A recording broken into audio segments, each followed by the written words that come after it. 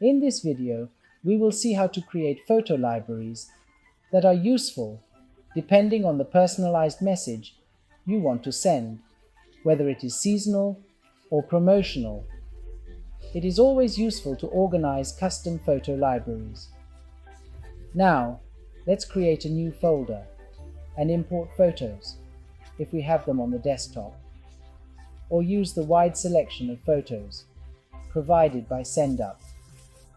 For example, we type estate, and SendApp will search for images related to the keyword. As in this case, we wait for the search to complete once the search is finished. We click on the image and it will be imported into our folder. Now, click OK, and the image will be added to the sending template. Let's do a test at this point.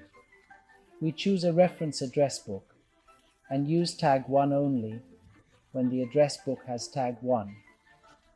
So, in this case, we use send to all, because send to select and send message do not have tag 1, and the phone number would appear.